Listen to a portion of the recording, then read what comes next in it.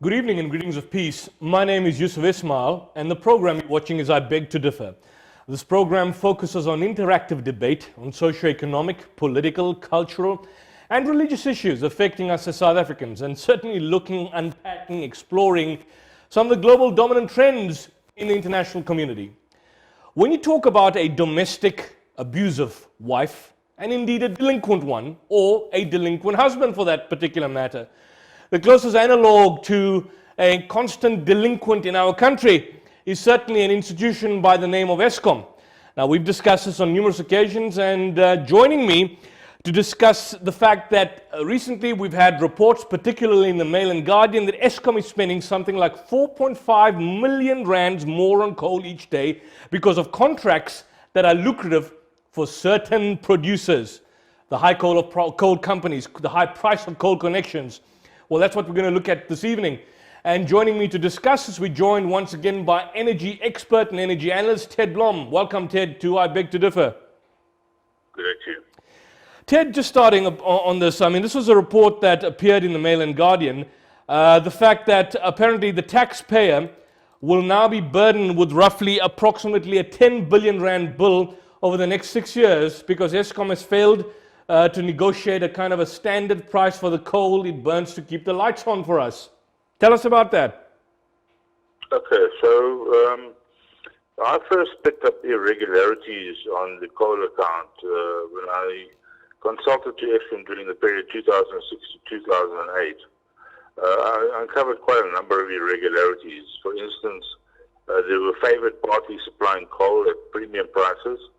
A lot of the coal was randomly delivered and never checked for quality or volume, and a whole lot of misdemeanors in the coal procurement program. In 2008, I did a quantification of what I estimated the misdemeanors amounted to, and in 2008 alone, my estimate was that it was costing Eskom or the electricity consumer up to 8 billion rand a year more than what it should be costing for coal. And that included fictitious transport, fictitious deliveries, short deliveries, suspect deliveries, double payments for deliveries, and you name it, it was there. And it seems to me that this has been ongoing since 2001. Eskom executed its emergency coal mandate where coal was bought without tenders because of a coal shortfall at Majuba Power Station due to the failure of the mine. Majuba buys in 50,000 tons of coal per day, it's about 1,400 truckloads full, and Eskom hadn't been geared for such a procurement program. So there's no sampling, there's no proof of delivery. It was all ad hoc and very, very confused. That was the situation in 2001. By the time I got in there in 2006 to 2008, not only was Majuba still buying coal on that basis, but all the other power stations were doing similar things and buying coal under fraudulent excuses. And it was really rampant. And I reported that to the authorities that my report was thrown into the bottom drawer, including by the then Chief Executive for Forensic Services in Eskom. And I then took it to the Hawks equivalent in 2008. They tried to sort it out. It seemed to me that bigger bribes were paid to keep the practice going. And to this day, that practice is still ongoing. So I think the Mail and Guardian highlighted certain irregularities, which will cost the consumer 10 billion extra in the next 6 years, or 4.5 billion rand a day. But that's just the tip of the iceberg.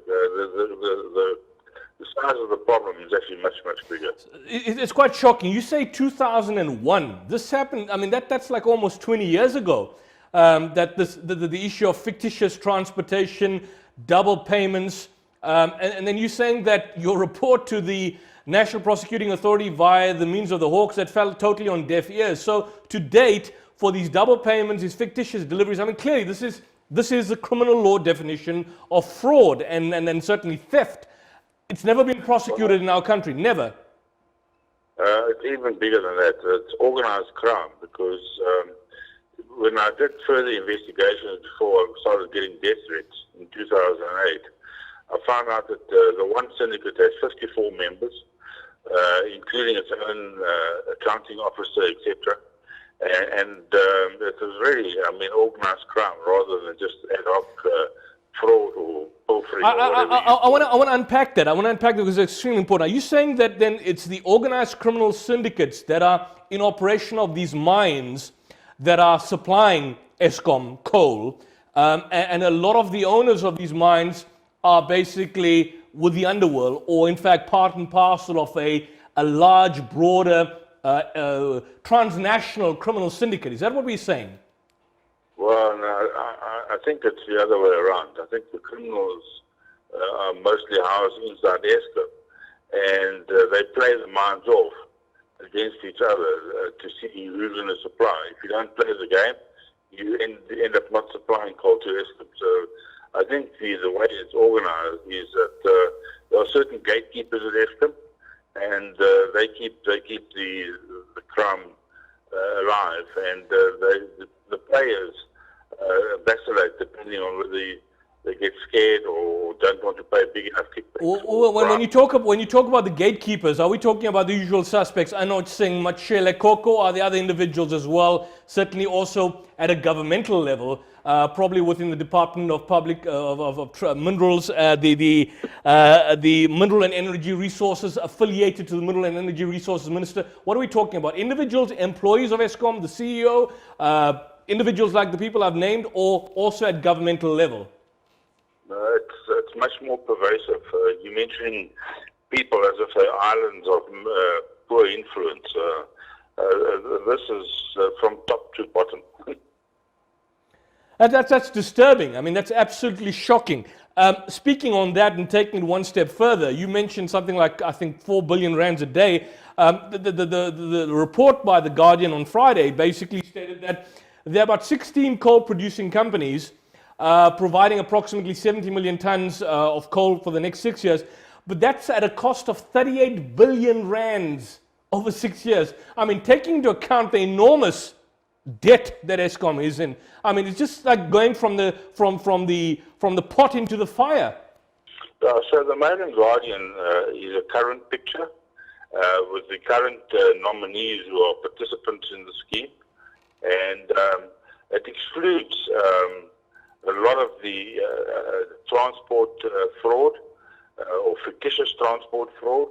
It was just a snapshot, and really at the mine gate sort of review, rather than in-depth holistic review. So you're saying the Mail and Guardian just simply scratched the surface. It hasn't dealt with the key underlying issues. This is just basically the kind of the thin layer of ice over the far more deeper mountain that we basically face. So this is the tip of the iceberg, yeah.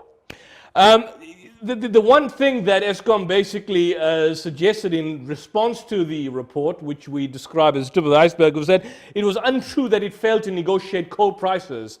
The point is that the counter-argument to that is that the notion that Eskom has failed to negotiate proper coal contracts across the board, some would argue is in fact misleading, because I mean they are a significant player, and the argument that they didn't or that they failed to negotiate, which was untrue, is actually it's what I would call propaganda on their point.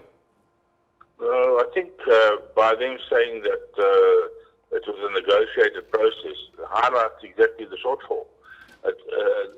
It shouldn't be a negotiated process. It should be a tendered process.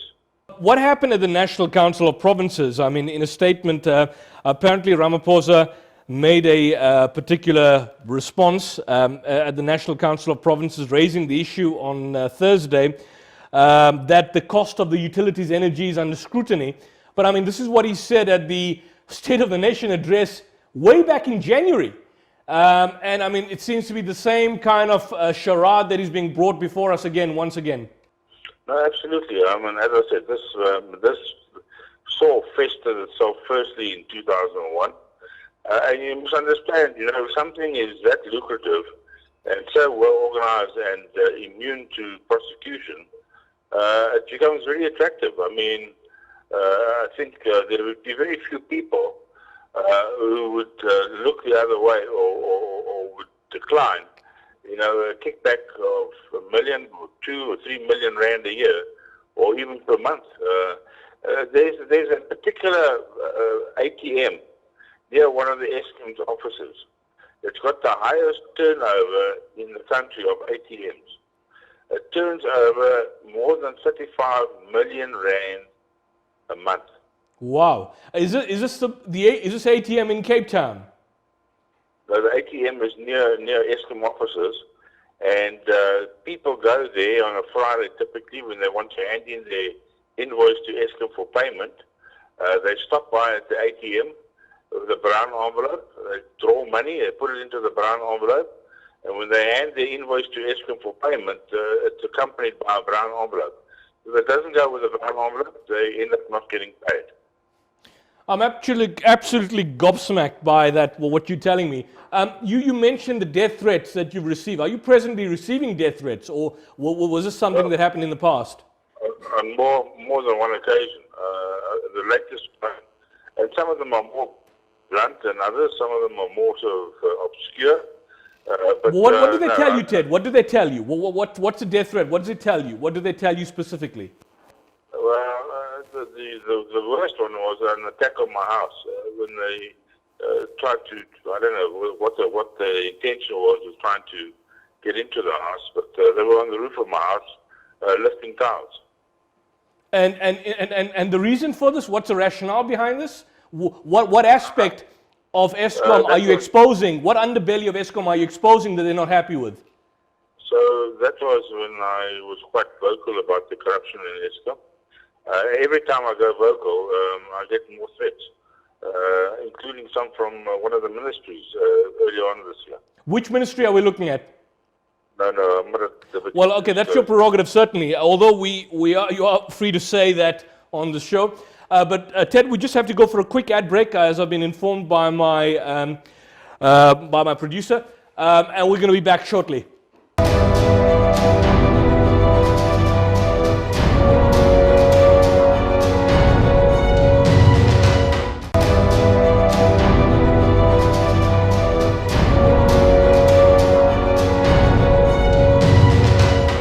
Welcome back to I Beg to Differ, and if you've joined us, we are in conversation with energy analyst and expert Ted Blom, who has spent a significant portion of his life, in fact, looking at Eskom, being with Eskom, and certainly today playing a key role in terms of exposing the shenanigans in terms of what's transpiring at Eskom.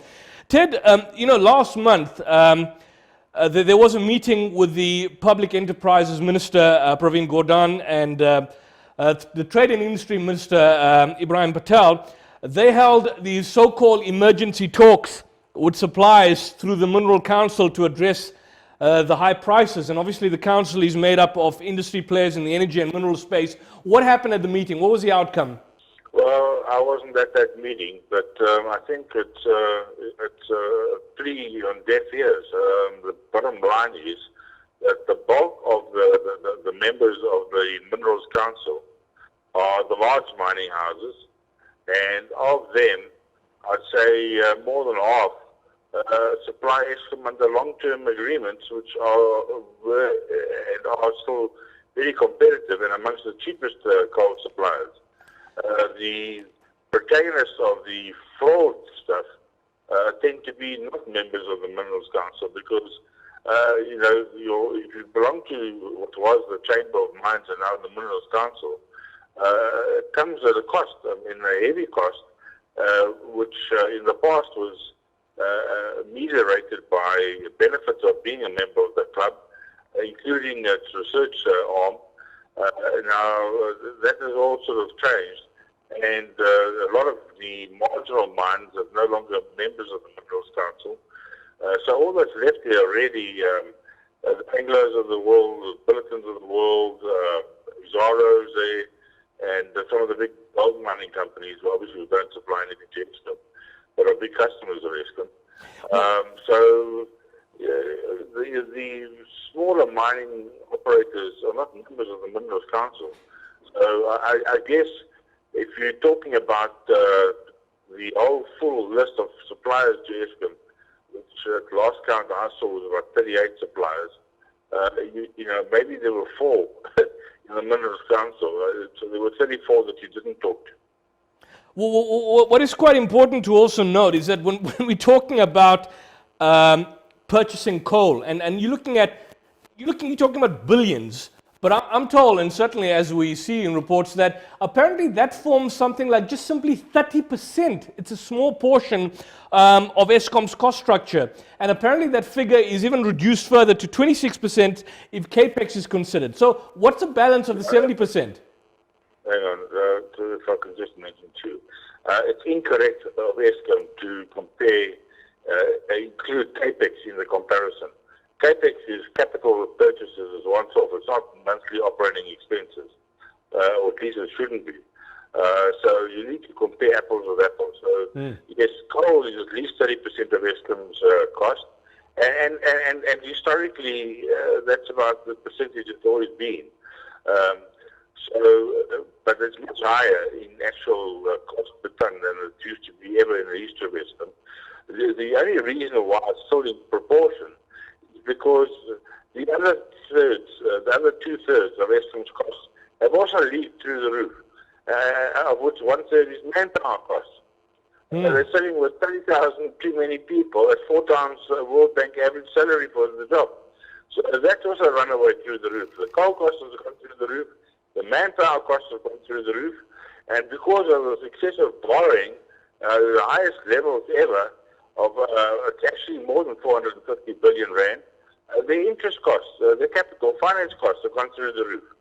So the fact that it's fully proportioned, that's just by coincidence. It's just held in proportion because Eskom is so abysmally managed that all the other costs have also gone through the roof. What's the average?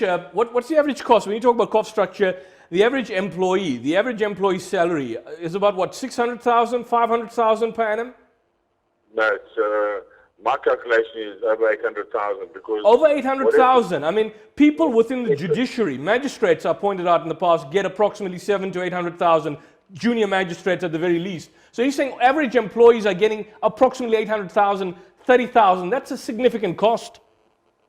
Yeah, it's over 800,000 because you need to do it on a cost-to-company basis, and they can get a lot of perks and training and holidays and bonuses and stuff, which isn't separately declared. And that is from top to bottom, from cleaner through to chief executive. So you find, at Eskom, the secretary level, they tend to earn 60,000 rand a month is not an abnormal number.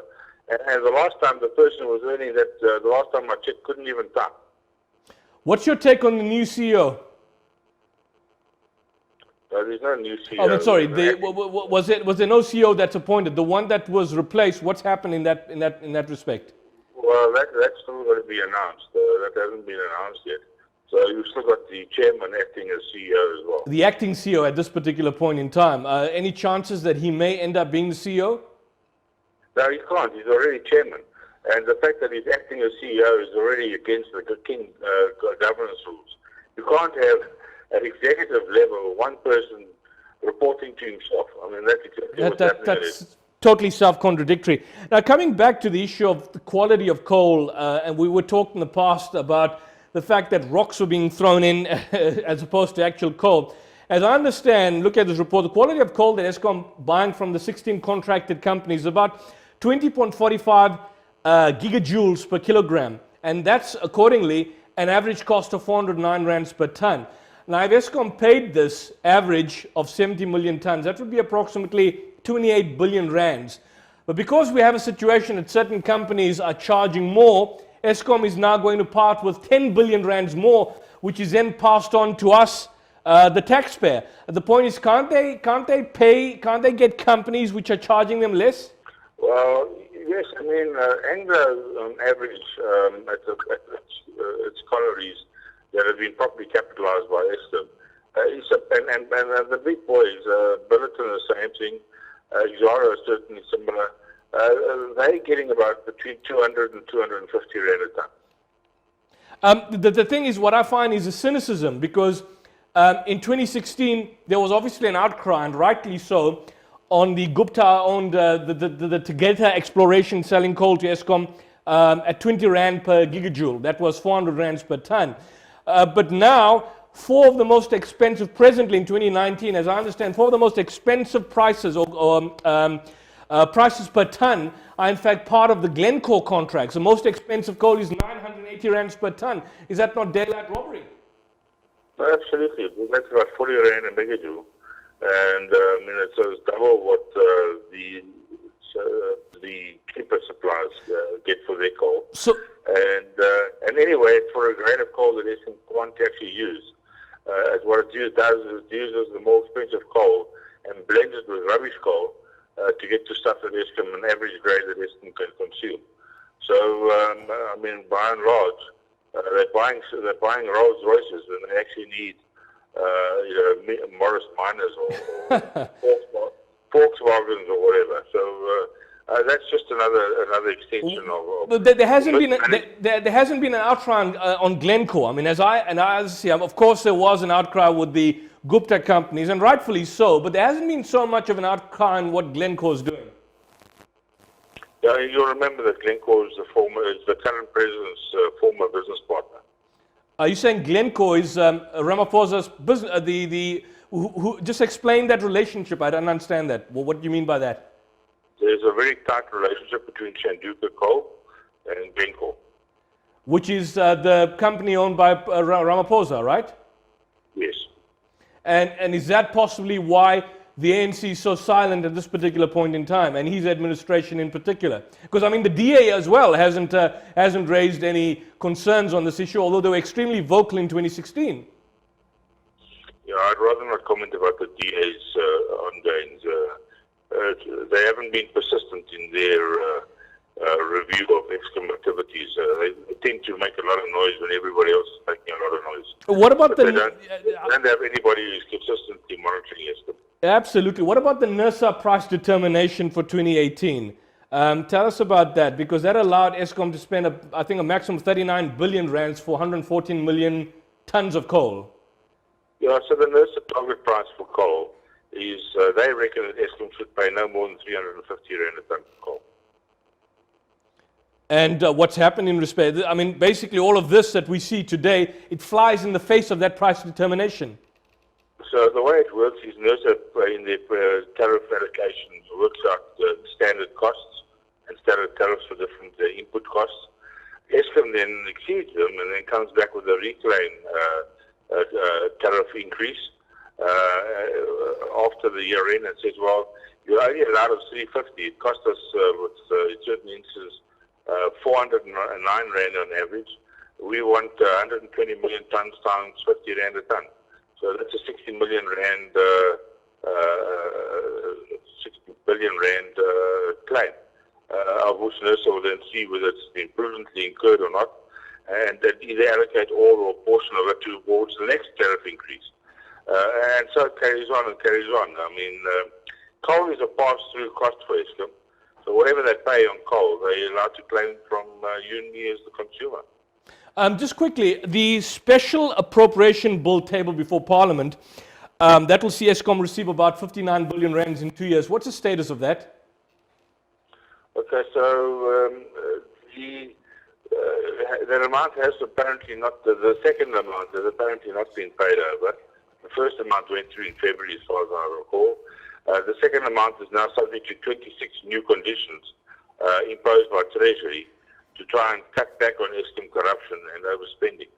And Eskom needs to tick the boxes before they will actually, or supposedly, will actually get the money. The bottom line is that half of those conditions Eskom can't comply with because they're too useless and too corrupt. Absolutely. And I mean, is the money going to be, well, I was chatting to some time back on the show with Professor Ben Turok, his argument was that the money would be coming from the Reserve Bank, not from the taxpayers. No, it's not possible for the money to come from the Reserve Bank. I mean, the reserves would, more money would be printed, but obviously if more money is printed, that would deplete the status of the rand. So it's basically the taxpayer that's going to fund this. Yeah, the money has to come from Treasury or the fiscus, from special reserves, not from the Reserve Bank, from a special reserve fund inside Treasury, which is allocated for disasters. So the government in their budget, they say, well, education is costing R1, military is R1, etc., etc. And then they add a 10 to 15% contingency, which they put into a special reserve fund for emergencies, unexpected emergencies. The Eskom emergency wasn't unexpected. It was just a question of time before Eskom was going to run out of money. Just a quotation by the Gwede Mantashe last week, where he says that at the price of electricity, which obviously consumers are purchasing, this economy is going to collapse. You have got to reduce the prices. What we are saying is coal producers must contribute in ensuring that it is actually addressed. Now, that is not happening. And I know some months back when we had a discussion, you did predict that in the next few months, we are possibly going to see the inevitable collapse of Eskom. That hasn't happened to date. Has your position somewhat changed since? Do you see as kind of a silver lining, or are we still heading down the dismal chasm of a never-ending fall? Okay, so I'm glad that Mr. Mantashe is woken up to the reality that energy... Too late, a bit too late, but nevertheless. 10 years later than what the first time I mentioned that. But nevertheless, it seems like we're now on a similar page. The fact of the matter is that Eskom is out of money. If Treasury doesn't give them the money that... because of conditions not being fulfilled, Eskom will close the stores, switch off the lights before December. By December?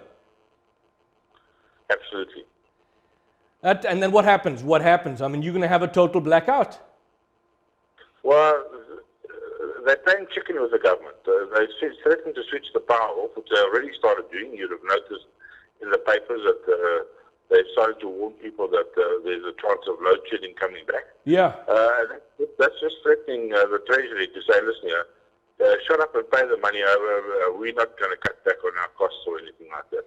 And stop messing around with our demands for more and more cash. Eskom will run out of cash before the end of December. If they don't get the cash injection that was tabled by the Special Appropriation Bill, they can't pay their suppliers, full stop. And there'll be no coal, and then there will come a total dead stop, as I understand. Lastly, you did tell us that you were going to testify before the Zondo Commission. Any news on that? What's the latest with that? No, I haven't been given a slot yet. I believe a colleague of mine has been indicated that he'll get a slot soon. I'm still waiting for a slot. And if you look at the testimony so far, very little interrogation has been done around Eskom. I mean, there's a lot of side issues, but the kind of nitty-gritty, which someone like you, or in your capacity, would be germane in terms of blowing the can hole open, that hasn't come out to date at the Commission since its inception. Yeah, I'm quite surprised about it, but I'm not sure. I mean, I don't want to detract from the credentials of the judge, the honored judge. I'm not sure exactly how the agenda is being set and put together, and who determines the agenda. It's very difficult to get to the bottom of how each week's presentations and attendances are adjudicated. I'll just wait. I mean, the Zondo Commission has got another 2 years of life. I'll just wait until one day we get to my name. Sure. We certainly look forward to that, Ted, and we'd like to hear your testimony at the Zondo Commission. We want to thank you for your time, Ted. We're certainly going to be chatting in the next couple of months as we see this constant ebb and flow and issues and shenanigans with Eskom. And we want to thank you for your time, and we appreciate your information sent to us. You're welcome. Thank you very much. Cheers. Well, we're going to go for a short ad break, and when we're back, we're going to continue the discussion on something more new.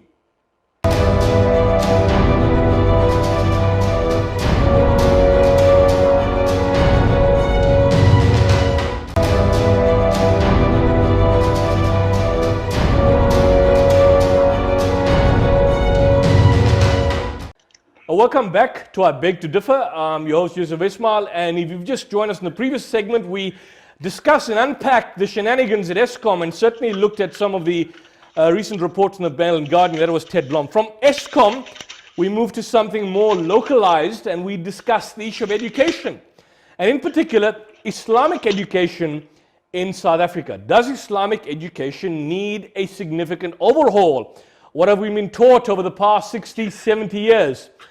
Well, joining me via telephone, I'm joined by a well-known activist in the Durban area, someone that is passionate, that is committed to his task. He's been an educationist in his own field for the past 50 years. He's a librarian as well, and none other than a personal friend of mine, Mr. Yusuf Ayub. Welcome to I Beg to Differ. Thank you. Yusuf, let me start off. Assalamu alaikum. Walaikum salam. Let me start off with this, Yusuf. Okay. There's been a lot of concern about Islamic education over the past 25, 30, 40 years. In 2019, how would you rate the present syllabi in Islamic educational institutions? Okay, I would like to mention first thing, Assalamu alaikum to all the listeners. And I will really be very blunt, in fact, because the reality is our Islamic education is in crisis. Why do you say that? Reason being, the Quran is not used as a reference book in the classroom. And mostly it is taught in a parrot fashion, and therefore that actually creates it's like going backward in time. Now just yes, go ahead. Okay. In the universities of Spain, there was an inscription which will shock everyone. It states the world is held up by four pillars: the wisdom of the learned, the justice of the great, the prayers of the righteous, and the valor of the brave. Now, we have to know in which category do we fit in. Every university entrance had that inscribed in Spain. First of all, the student must learn and must know the difference between the surahs revealed in Makkah and Medina, and that must be handled by a teacher who is quite aware of it. Each surah revealed in Makkah has dealt with the growth and development of the individual, and the surahs that were revealed in Medina deal with the growth and development of the society, which does not only give protection to the life and property of the Muslims, but also Jews and Christians who were around there at that time. A multicultural society, that's what we're talking about. Pluralistic, multicultural society. Exactly. Now, the basis of that society and our Muslim community today ought to be spiritual. This is the whole aim and object of Islamic education. Why is it called Islamic education? Because Islam means peace or submission to the will of God.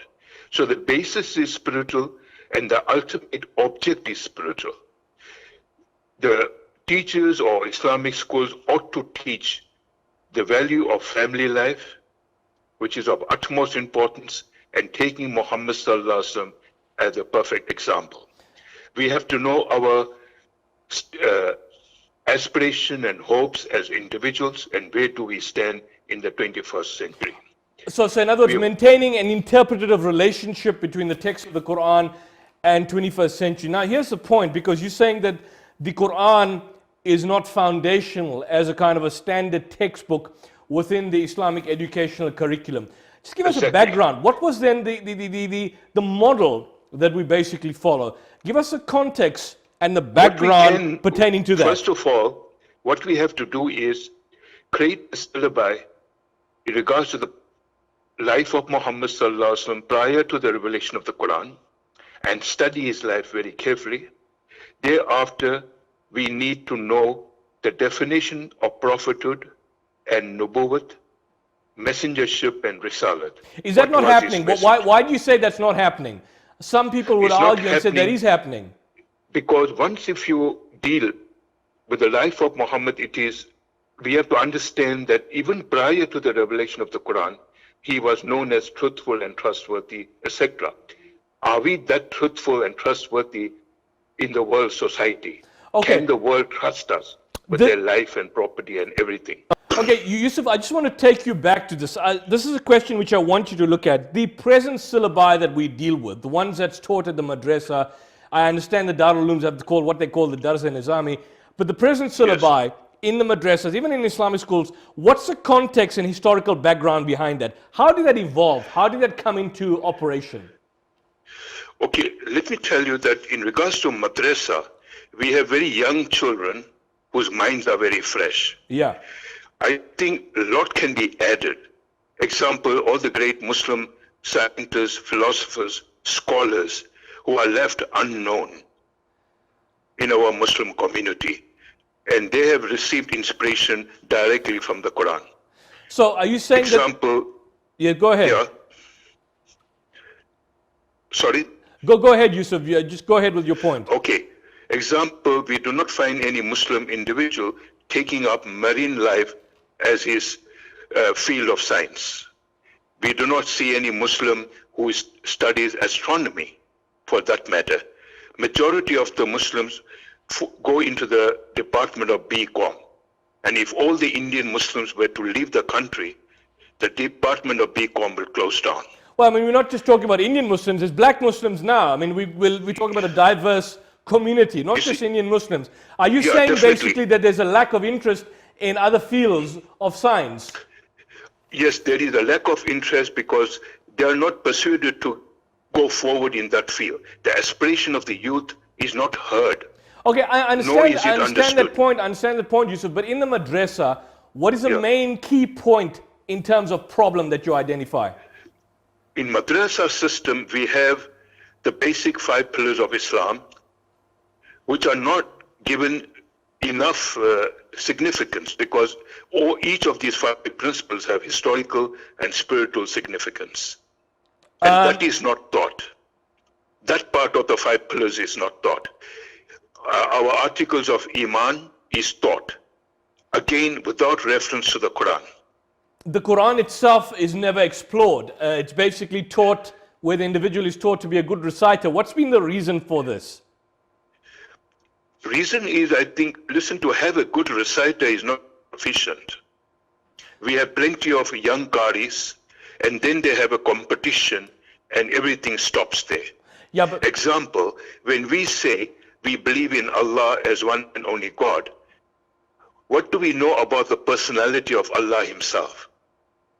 fair enough. When we say we believe in angels, let me bring you back so that we can focus on the issue. I understand that point, but my issue is that is there some sort of conspiracy that for more than 70, 80, even 90 years, close to a century, the Quran has been taught within the madrasa educational system as essentially a book to recite without any kind of analysis of the text itself, a nuanced assessment of the Arabic language, the meaning, the translation, and certainly commentaries. Why has that never happened? There must be a reason behind that.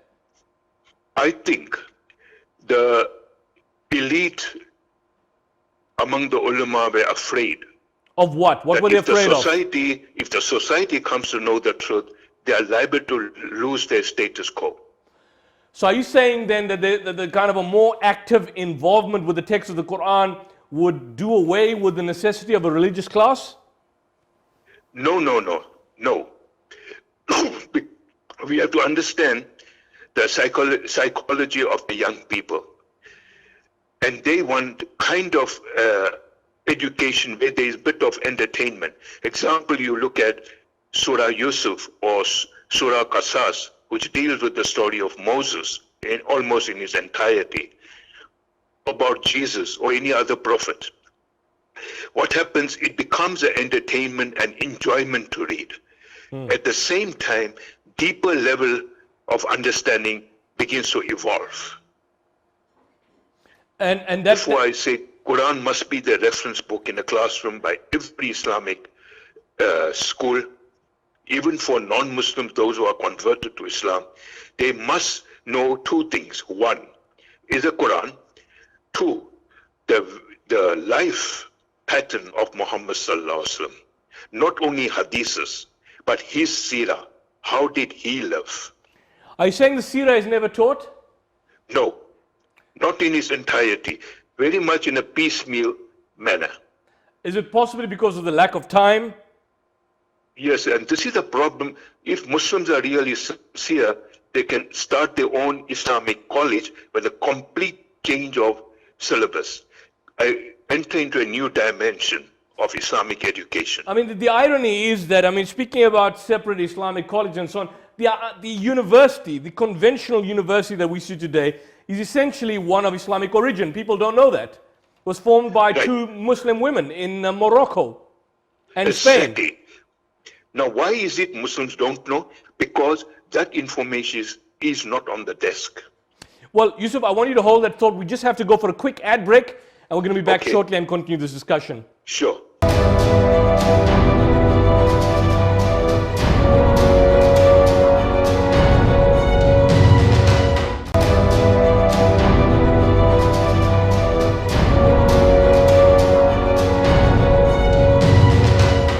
Welcome back to our Beg to Differ, and if you joined us, we are in the final segment of our show, and we are discussing the issue of Islamic education, certainly at secondary and primary level, and indeed maybe at tertiary level.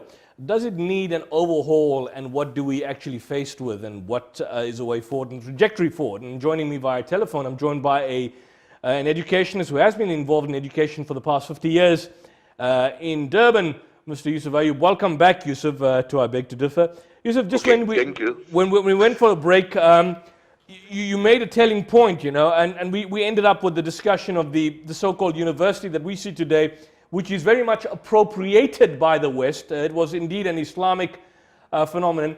Do you see this pattern of Islamic education in South Africa parallel to other parts of the world, where indeed this is a norm, where the average believer has absolutely no connectivity with the text of the Quran?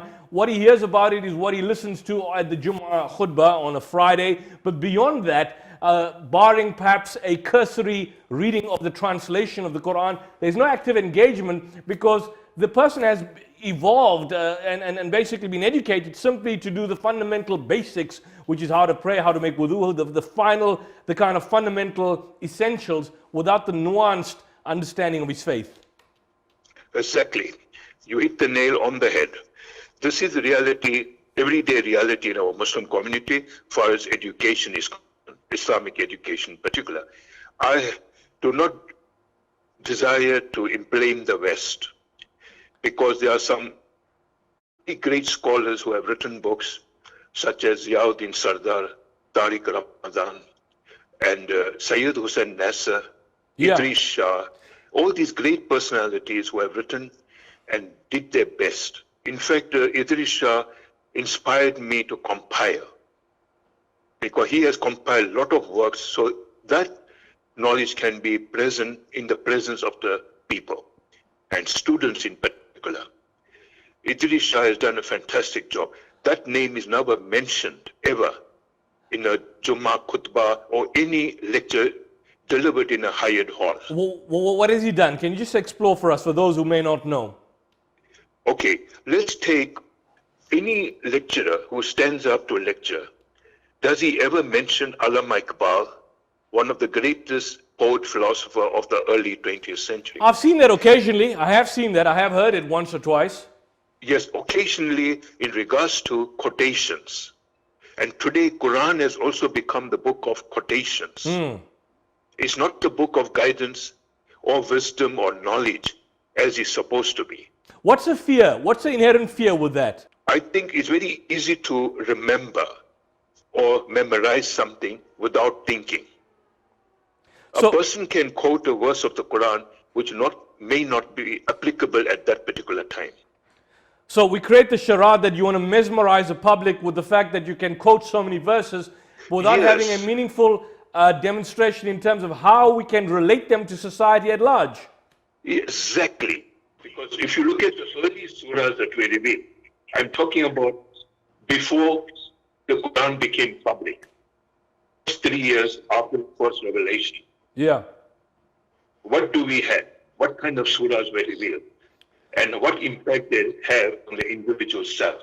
The chapters with the surahs, and for those out there who are non-Muslim, surahs are chapters. The chapters were very short at the initial period, focusing on the oneness of God, on monotheism, and of course the social element came much later in Medina, in the Medina context. Yes, exactly. So Makkah, as I said earlier, was to do with the growth and evolution of the individual on spiritual lines. At the same time, seeing to the indigent, the orphan, the widow, and the slaves. Have you now approached the Council of Muslim Theologians, some of the clerics, well, I'll use the term loosely, I may just add that again, in terms of your mission and your goal, and certainly many organizations, and what, if you have, what's the response been? At the moment, I think it would be a bit difficult. They will resist it, not entirely. There will be people who will be glad, but first we have to give them evidence. Example, we had a great scholar recently, about a few years ago, by the name of Sheikh Muhammad Yaqubi. He was a Sufi scholar. Yeah. And many years ago, in 1972-73, Fazlur Rahman Ansari, you talk about Ansari, yeah. Dr. Ansari was in South Africa in the 70s. Yes, he was a classic man. And he has given advices to the Muslim community in the early 70s that they must send their students to his institution of learning so they do not have to keep on inviting lecturers from overseas. But that has never happened. That is a kind of passion Muslims have. Muslims have lost passion. If you are teaching a black man or an African about Islam, then we have to know the history of Africa. We have to know why Abyssinia was chosen for the first migration. Who was the ruler in thousands of years ago? And the reference is made by Abdullah Yusuf Ali in his commentary. If one reads his commentary, one learns a lot. Presently, I'm busy with Syria.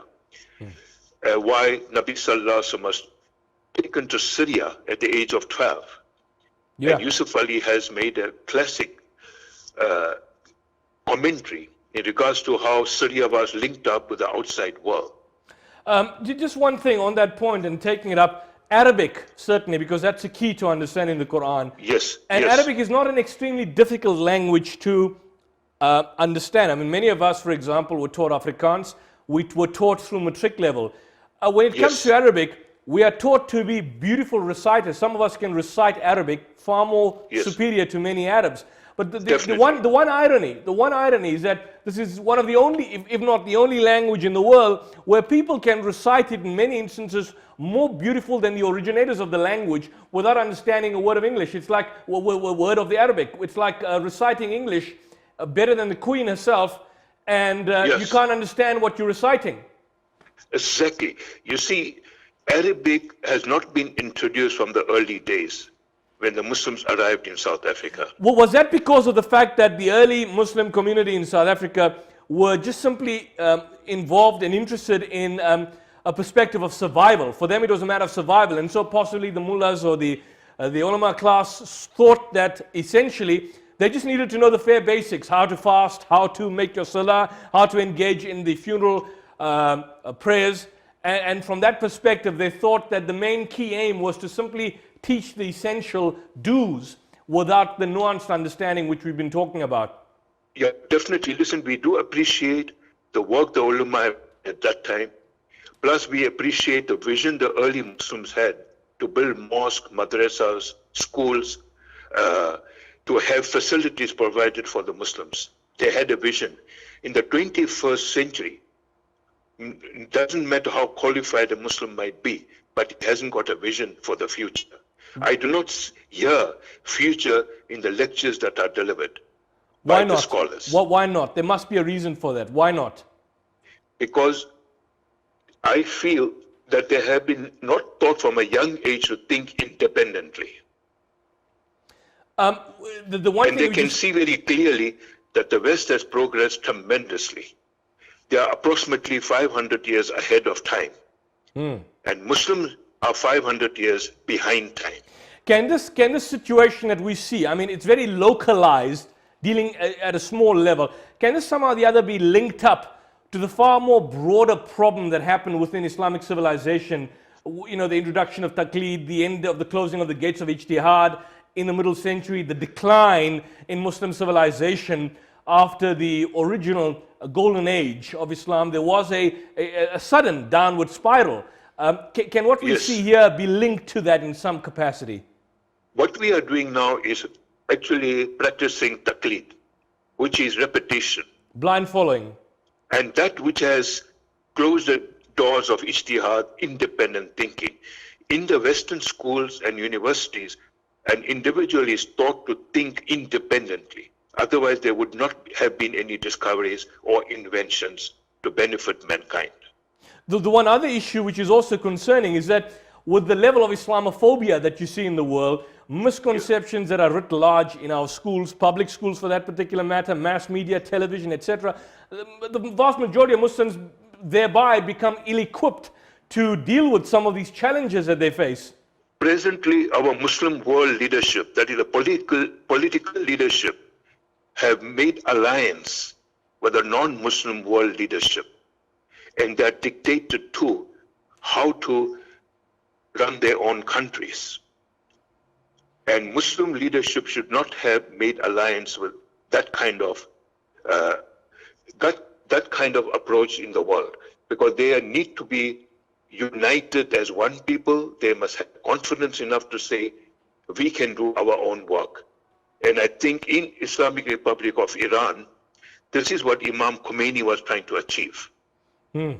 Immediately, because he did not follow so-called tradition of the West, that country regarded as an enemy, even by Muslims. There are certain differences that do exist between Shia and Sunni Muslim.